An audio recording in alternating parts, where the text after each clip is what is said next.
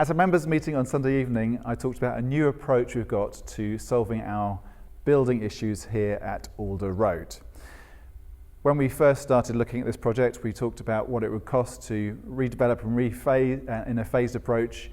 We were given a price at that point of rebuilding the top pool at 1.7 million, which seemed crazy. We then looked at knocking down the whole site and rebuilding, which would give us a great outcome, but would cost somewhere between £4 and £4.5 million. We've been wrestling all that through, and we come to a slightly different approach, which is to build a simpler structure in the car park, replacing the top pool, which we think we could do for about £1.25 million rather than 1.7.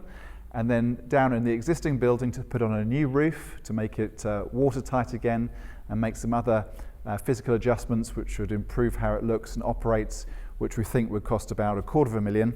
So if we can do those things, we are looking potentially at a project of £1.5 million, which would give us facilities which we think would be appropriate for our use, which would be not leaking as the current facilities do, supply what we need.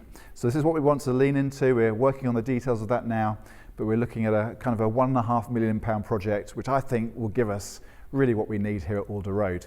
We're coming to give again the next 2 Sundays.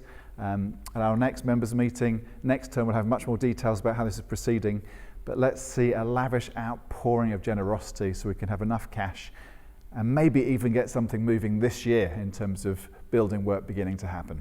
Hi Gateway. On Sunday night at the members meeting, I gave a bit of an update on our financial position coming up to our finance year end now, which I wanted to share with you, and also give you some highlights about what we've got planned for the forthcoming year as well.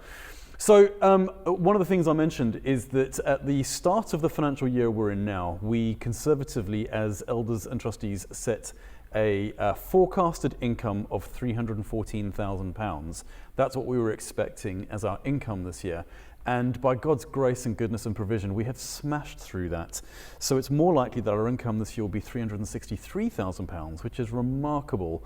And alongside that, we'll probably only spend about £350,000, which is great because it gives us a budget surplus this year of £13,000. God has been really good to us and really kind to us this year. What that actually means is that this next budget year, starting on the 1st of April, we have set out a budget of £371,000, which reflects the fact that we're trusting God for more anyway, but also reflects that we're expanding our staff team and want to expand our reach and extend our reach into our community in terms of ministry. So alongside that, we're forecasting our income at £361,000. So you can see there's a gap there, which we call our faith gap of £10,000. It's really important that we see this as a faith gap because God has met our needs remarkably well this year and has done year after year. So I want us to think about this in terms of having faith that God will meet that gap as well.